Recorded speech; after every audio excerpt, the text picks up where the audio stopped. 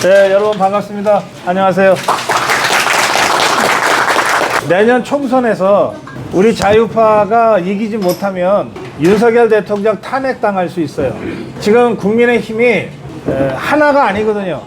3년 전에 박근혜 대통령 탄핵했던 자들이 지금 수십 명이 아직도 국회의원 하고 있어요.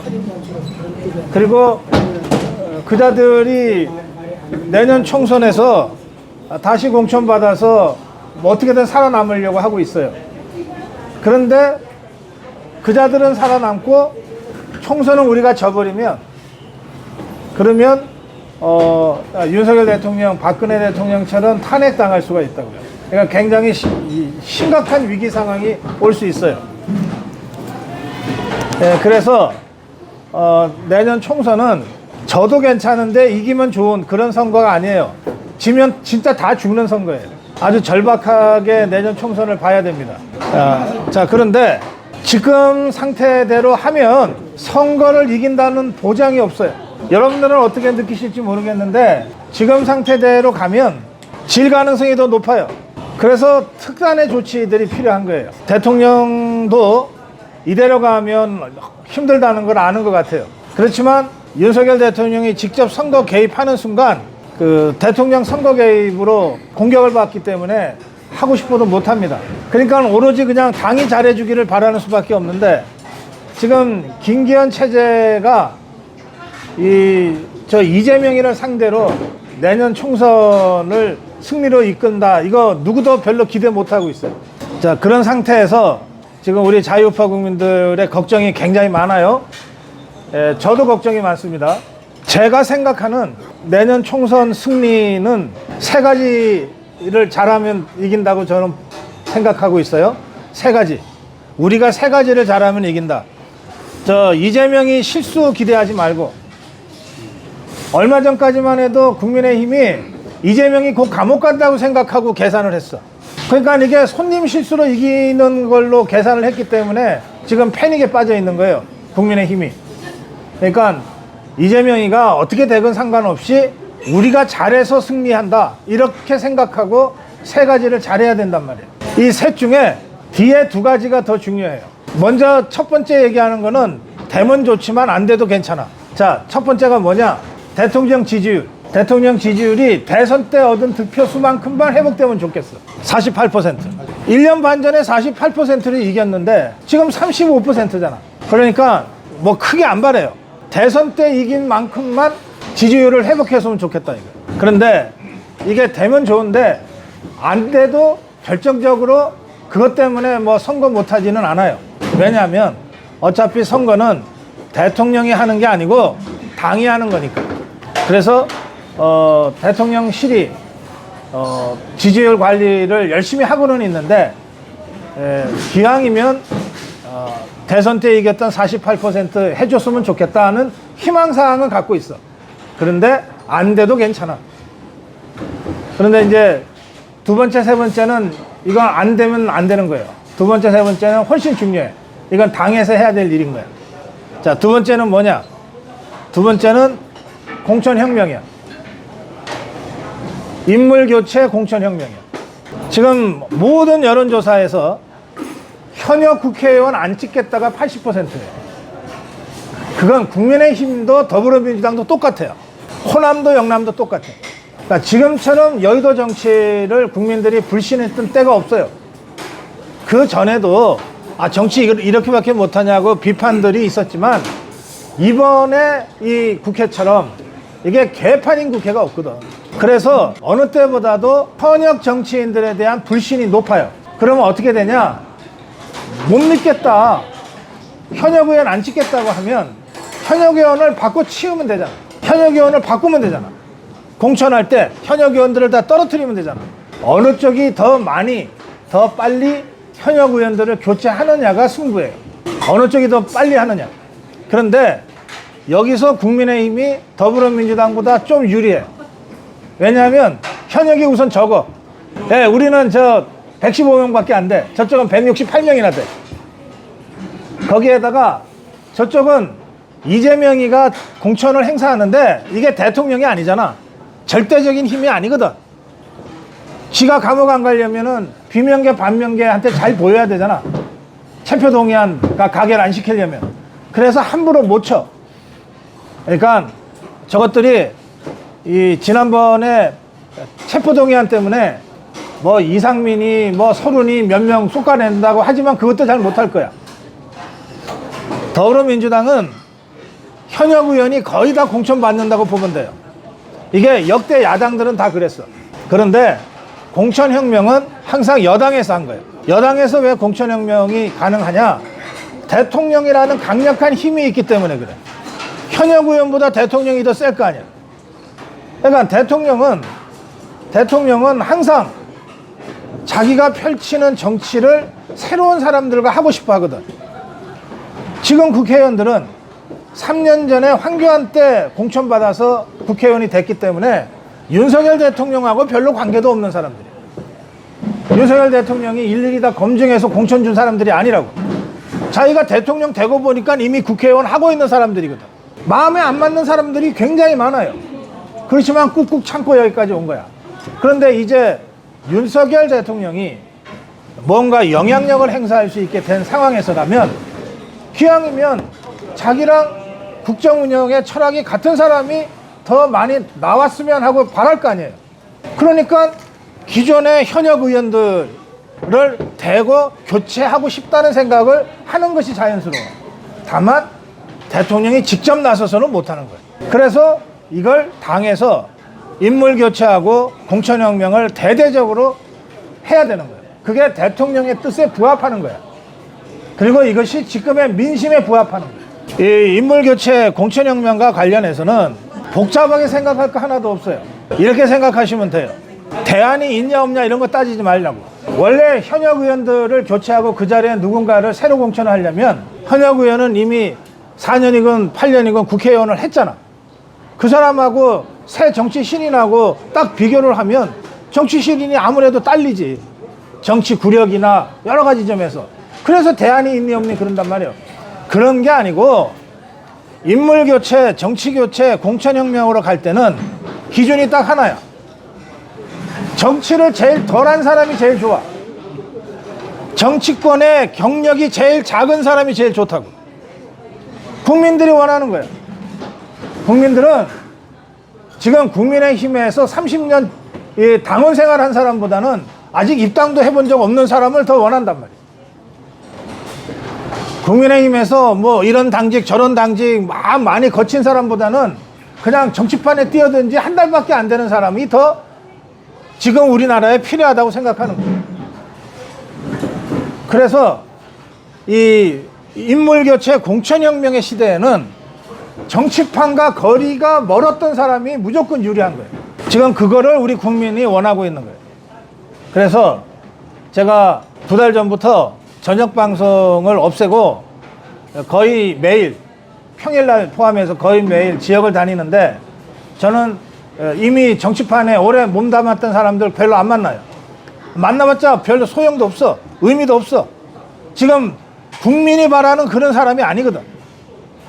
지금 국민이 바라는 사람은 정치 안 했던 사람, 정치하고 거리가 좀 있었던 사람, 그런데 진짜로 국민 어려움을 알고 국가적인 중요한 사업을 헌신적으로 할 수 있는 사람, 그런 사람을 찾는 거예요.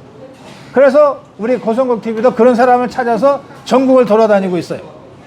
근데 오늘 제가 춘천에 와서 오늘은 춘천갑의 박영춘 후보하고 이 투어를 했어요.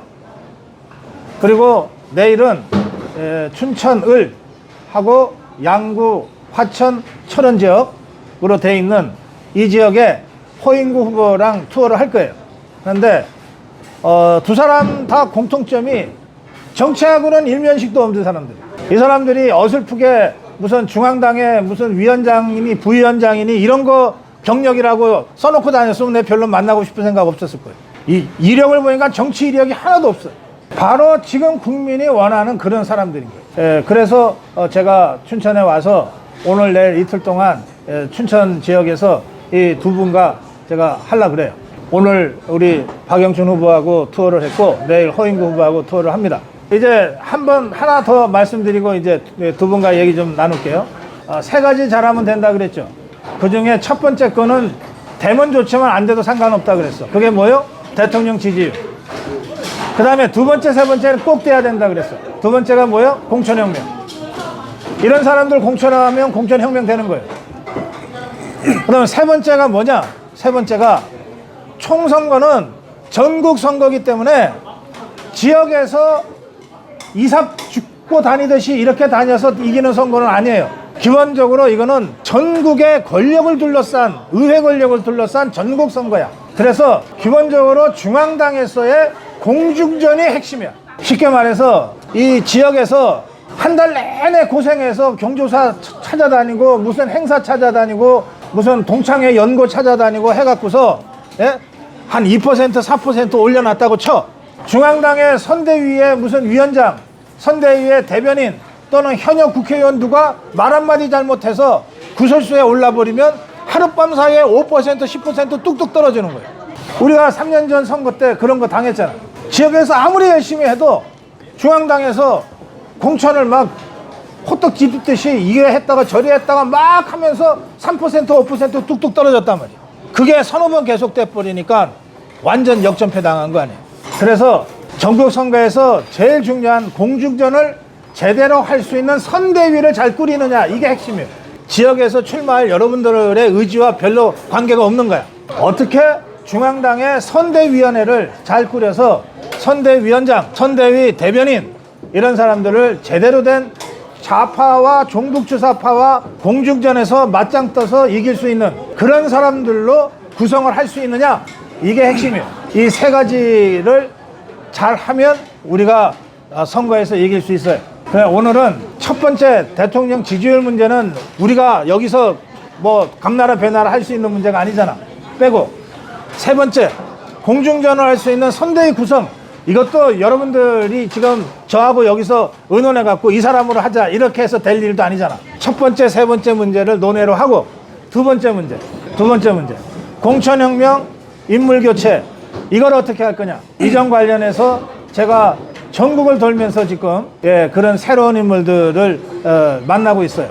그래서 오늘 제가 여러분께 지금 당장 이 자리에 모이신 춘천 지역의 자유우파 국민들께, 그리고 고성국 TV를 통해서 지금 보고 계시는 고성국 TV 시청자들께 제가 춘천에서 만난 두 분을 이제 소개를 해 드리려고 합니다. 자, 첫 번째 제가 소개해 드릴 분은 춘천 갑 지역입니다. 춘천 갑 지역에서 오늘 저하고 하루 종일 투어를 한 박영춘 후보를 소개합니다. 네, 반갑습니다. 식사는 맛있게 하셨습니까? 네. 하여튼 오늘 여러분들 만나 뵙게 돼서 매우 반갑고요. 지금 우리 고정국 박사님한테 소개받은 박영춘입니다. 저는 춘천에서 태어났고 춘천 박가고 또 춘천에서 초등학교, 중학교, 고등학교를 마쳤습니다. 이제 하여튼 고향 춘천에 내려와 보니까 너무 좋고 너무 아름답습니다. 그렇지만 또 한편으로 보면 제가 전국을 다니면서 다른 지역이나 또 다른 나라의 많은 것들을 보다 보니까 우리 고향 춘천에 아쉬운 것도 많이 눈에 들어오는 것이 사실입니다. 그러한 점을 그동안 많은 분들에게 맡기고 또 믿고 신뢰했습니다만, 그동안 우리에게 돌아온 것을 보면 변변치 않은 성과와 실적, 그런 것이 아니었나. 제가 한 달간 춘천에 있으면서 여러 어르신들이나 또 시장에서 많은 분들을 만나봤습니다. 근데 한결같이 하시는 말씀이 그동안 춘천의 자존심이 그동안 너무나 훼손됐구나, 너무나 손상됐구나. 우선 이분들의 이 손상된 자존심을 회복하는 것에 대해서 고민해 봐야 되겠다, 그런 생각을 했고요. 또 한편으로는 사실 춘천이라는 지역이 뭐 옛날에는 멀고도 먼 지역같이 보였습니다만 최근에 서울로부터 아주 가깝습니다. 그런데 사실 뭐 원주나 천안, 뭐 용인 이런 지역과 사실 다를 것이 없음에도 불구하고 우리 지역이 많은 홀대 아닌 홀대를 받았다는 것에 안타까움이 많이 느꼈습니다. 그런 모든 것을 제가 한 달간 다니면서 듣고 배운 것이고요. 제가 30년간 서울에서 절반은 공직에서 그리고 또 절반은 기업에서 활동을 하면서 우리나라의 정책과 또 기업의 많은 문제들을 고민하면서 씨름하면서 배웠습니다. 이제 그 배웠던 것을 저를 낳아주시고 길러주신 우리 고향을 위해서 제가 헌신하겠다 이런 생각을 요즘 많이 하고 있습니다. 여러분들의 의견을 듣고 있고 여러분들의 말씀을 많이 듣고 있습니다. 하여튼 앞으로도 계속 좋은 말씀 또 아픈 말씀 많이 주시면 제가 앞으로 가야 할 길에 아마 많은 참고가 될 것이라고 생각합니다. 오늘은 자리가 자리인 만큼 저의 구체적인 생각보다는 이런 안타까운 마음을 여러분들에게 소개하면서 제 인사를 대신하겠습니다. 고맙습니다.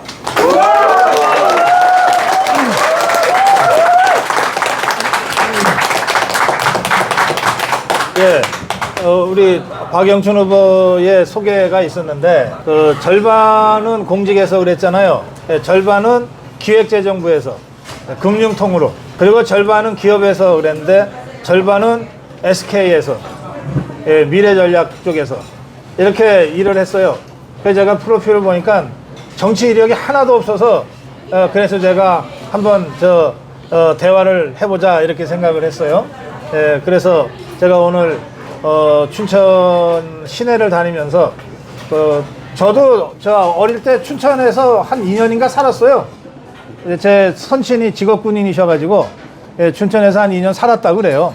예, 그런데 그리고 워낙 춘천은 제가 자주 왔던 곳이긴 하지만 그 아주 춘천의 그 속살까지 우리 박영춘 후보와 함께 다니면서 저도 춘천에 대해서 많이 배웠습니다. 아주 유익한 시간이었습니다.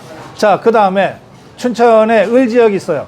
춘천의 을지역이면서 동시에 강원도의 양구, 화천, 철원까지 엮여져 있는 지역구입니다. 이 지역구에 도전을 선언한 허인구 후보를 소개하겠습니다. 네. 예, 안녕하세요. 허인구입니다.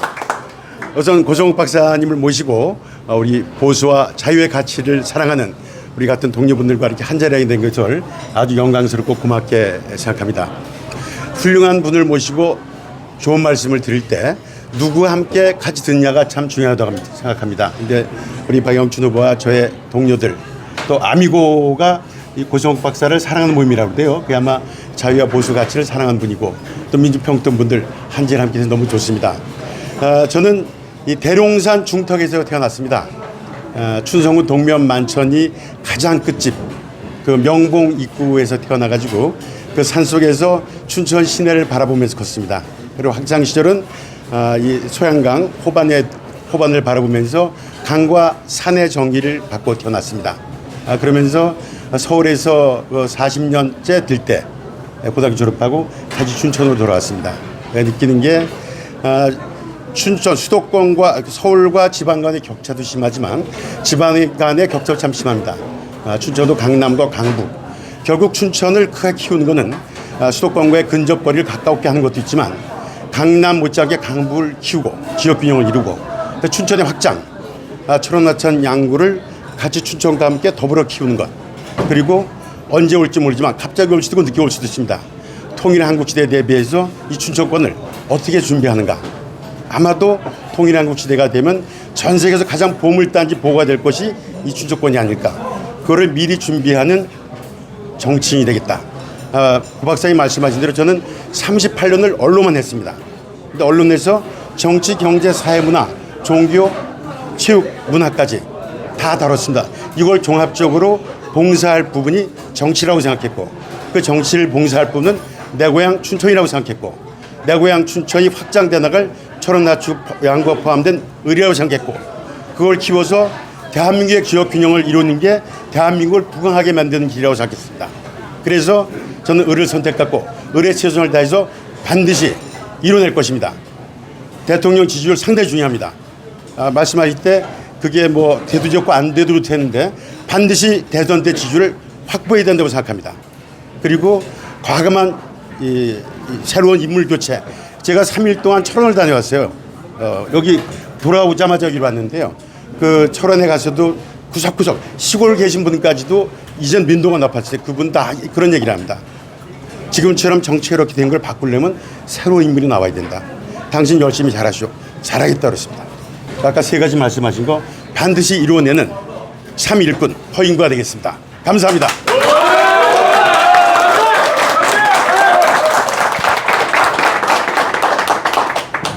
이제 그 여러분들 궁금한 질문 제가 받겠는데 저한테 하셔도 되고 우리 허인구 후보나 박영준 후보한테 하셔도 돼요. 그런데 제가 먼저 질문할게요.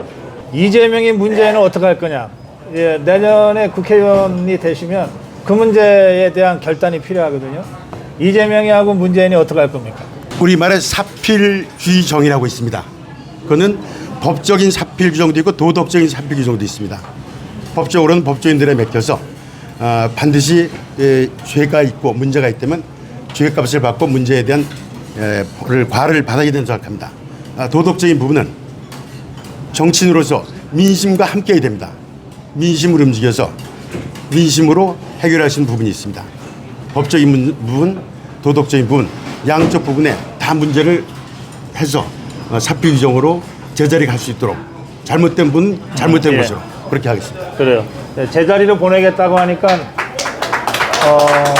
아마 감옥으로 보내겠다는 뜻 같으네요. 예, 자. 네, 하여튼 첫 질문부터 상당히 난이도가 높고 어려운 문제인데 사실 굉장히 쉽고 단순한 문제라고 생각합니다. 상식의 문제라고 좀 보여집니다. 이제 우리 국민들이 20년 전, 30년 전에 어리숙한 국민들이 아니지 않겠습니까? 또 우리나라의 법적 시스템이나 제도나 또 모든 것이 20, 30년 전의 것이 아니라고 보여져서 반드시 법의 심판대로 이루어질 것이라고 저는 그렇게 확신합니다. 네. 예. 고 박사님께서 세 가지를 말씀하셨는데 그 중에서 이제 지역의 인재들이 교체돼야 될 시기 또 새로운 인재 영입이 되고 있는 시점인데 네. 춘천의 가불 지역에 새로운 인재로 영입이 되신 분들이 교체가 가능하고 그분들이 확실하게 새로운 일을 할 수 있는 그거에 대한 좀 궁금가 있습니다. 그 인물 교체와 공천혁명은 당에서 공천관리위원회를 어떻게 구성하는가에 따라서 많이 달라져요. 그러니까 3년 전처럼 김영구 공관위가 들었으면 아무것도 바뀌는 게 없어요. 그리고 바뀌어도 더 나쁜 방향으로 바뀌어. 그런데 우리 자유파의 전통 중에는 선거가 어렵고 위기에 처했을 때 당의 중진들이 먼저 불출마 선언을 해가지고 한 15명, 20명 가까이가 당 대표부터 불출마 선언을 쫙 해서 인물 교체의 바람을 만들어내요. 특히 영남권의 중진들이 대거 불출마 선언을 하면서 인물 교체 바람을 만들어내서 35%, 40%의 인물 교체의 흐름을 만들어냈어요. 그렇게 해서 절대적으로 불리한 선거를 뒤집고 이긴 경험들이 많이 있어요. 그러니까 지금이 딱 그럴 때라고요. 지금이 딱 그럴 때이기 때문에 저는 자발적으로 당대표나 당대표를 지낸 자들 또는 원내대표를 지낸 자들 4선, 5선 되는 사람들이 지역의 맹주처럼 다 버티고 있거든. 강원도 같으면 권성동이 버티고 있잖아. 예? 저 충청도 같으면은 정우택이나 저 정진석이나 이런 자들이 버티고 있잖아. 부산 같으면 서병수가 버티고 있고 대구 같으면 주호영이가 버티고 있잖아. 이 사람들 다 당대표도 해먹고 원내대표도 해먹고 국회 부의장도 해먹고 해먹을 거 다 해먹고 여전히 버티고 있단 말이야. 이런 사람들이 대대적으로 불출마 선언을 하고 인물교체 공천혁명의 분위기를 만들어 가야 된다고 생각해요. 스스로 자발적으로 그렇게 해야 돼. 정말 윤석열 대통령을 성공시켜야 되겠다. 그리고 우리 자유파가 내년 총선에서 이겨야 되겠다고 생각을 한다면 스스로 결단을 해야 되는 거예요. 그런데 이 사람들이 자발적으로 결단을 못하면 혁명적 공관위가 들어서서 쳐내는 수밖에 없어요. 지금 김기현 지도부가 과연 그럴 정도의 배포가 있는지는 잘 모르겠는데 이 문제는 단순히 김기현 대표 개인의 결정권에 달려있는 문제가 아니에요. 범여권의 고민이 응축되어 있는 문제이기 때문에 저는 혁명적 공관위가 들어서서 공천혁명을 단행할 수밖에 없을 것이다. 그렇게 생각합니다. 그 흐름이 만들어지면 개별 지역구의 사정 같은 거는 별로 문제가 안 돼.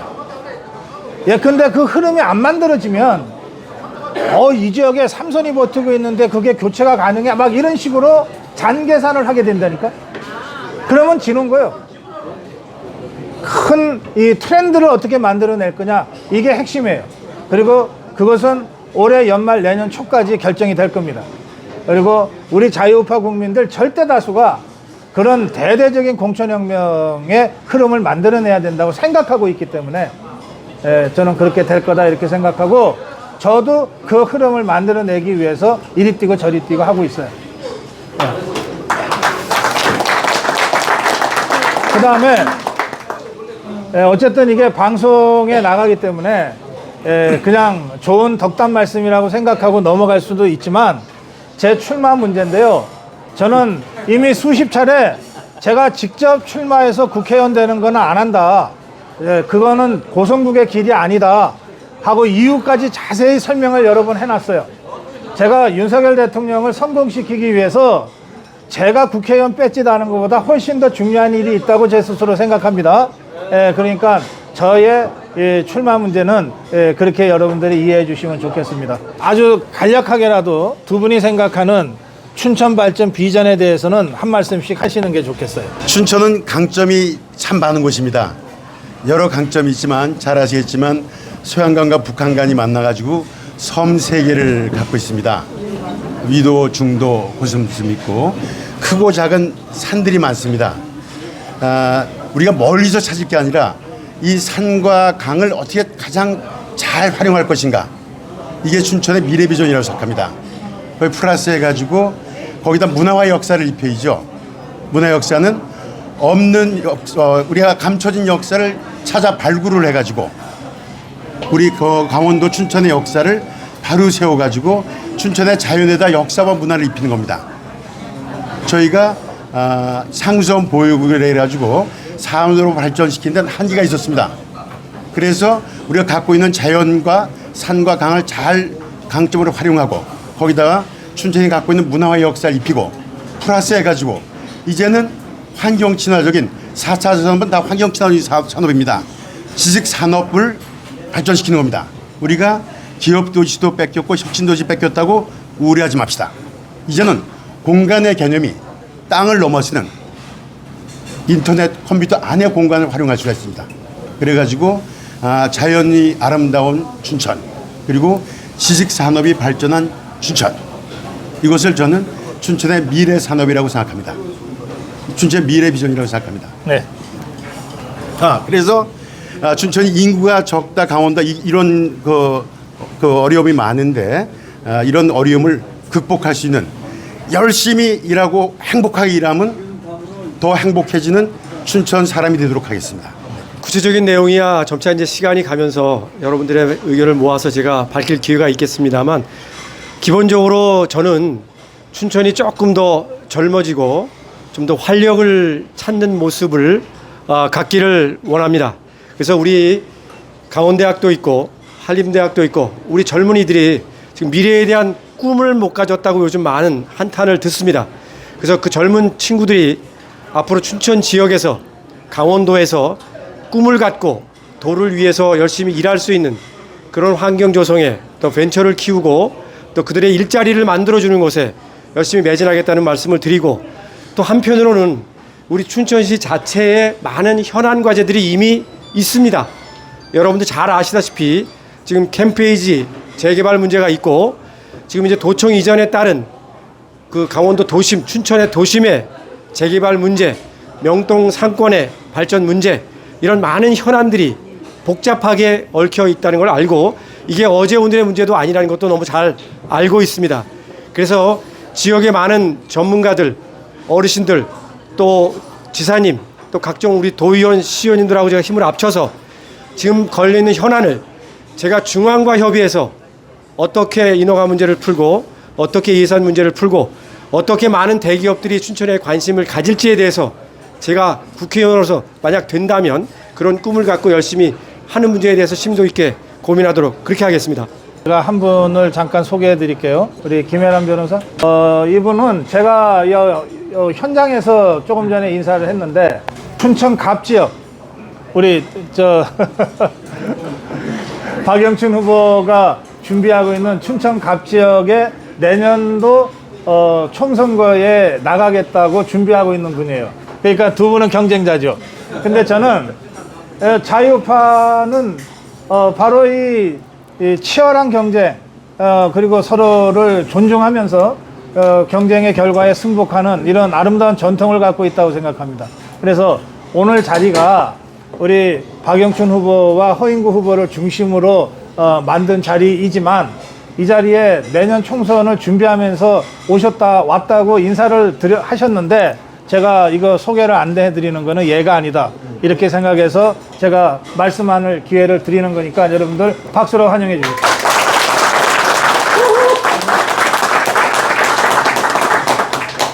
이렇게 생각지도 못하게 말할 기회를 주셔서 정말 감사합니다. 저 이제 춘천을 위해서 뛸 자신이 있는 김혜란 변호사입니다. 지금 공천혁명을 말씀하셨는데 지금 강원도에서 태어난 여성이 국회의원을 지역구에서 당선된 예가 한 번도 없었습니다. 지금 전라도에도 있고 경상도에도 있는데요. 강원도에는 단 한 명도 여성으로서 선택을 받아서 의원이 된 적이 없습니다. 제가 그 벽을 깨고 이번에 도전을 하려고 합니다. 이게 바로 공천혁명 아니겠습니까? 예. 남들이 보기에 보수라고 하지만 제가 제 뜻을 말했을 때 아무도 저에게 여자가 무슨 여성이 할 수 있냐 이렇게 말씀해 주신 적이 없습니다. 모두 다 저에게 이제 강원도에도 여자가 나올 때가 되었다. 나온다면 우리 수부도시 춘천에서 나와야 된다. 네가 춘천의 자존심이다. 저는 그런 얘기만 들었습니다. 이 용기를 받고 지금 이 자리에서 여러분들께 제 뜻을 펼치려고 인사를 드립니다. 네. 예, 앞으로 그냥 따뜻한 시선으로 응원해 주시고 어떤 뜻을 펼쳐나가는지 지켜봐 주십시오.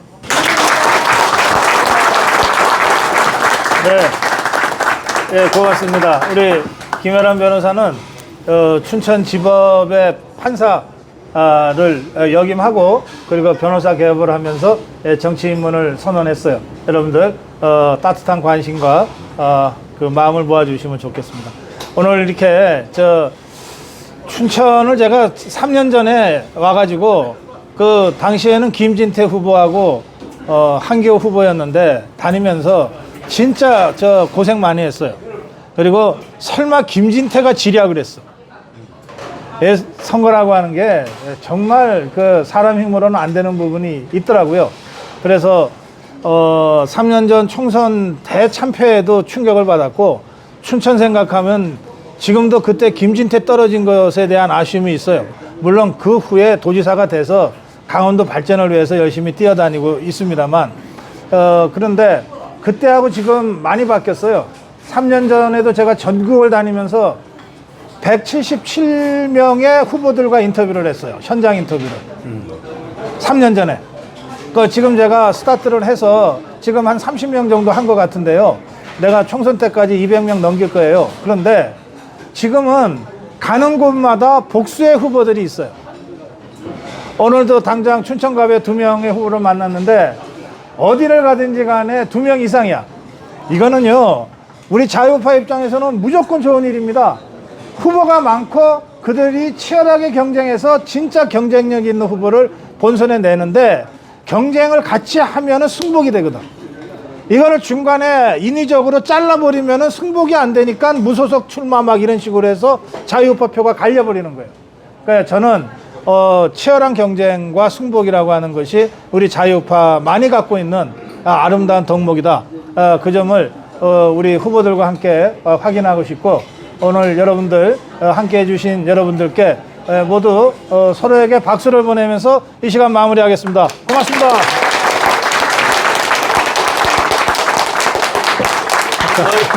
수고 많으셨습니다. 네, 애쓰셨습니다. 고맙습니다.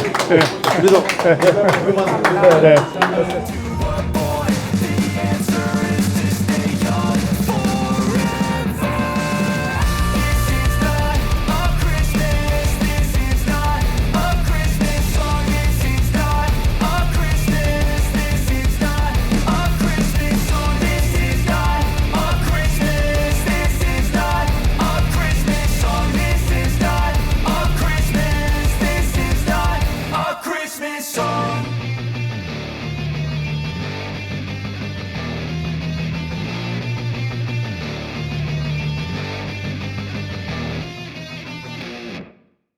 고성국TV는 자유우파의 유일 정론 방송입니다. 고성국TV는 윤석열 정권을 지켜내고 2024년 총선을 승리로 이끄는데 모든 힘을 다 쏟아부을 것입니다.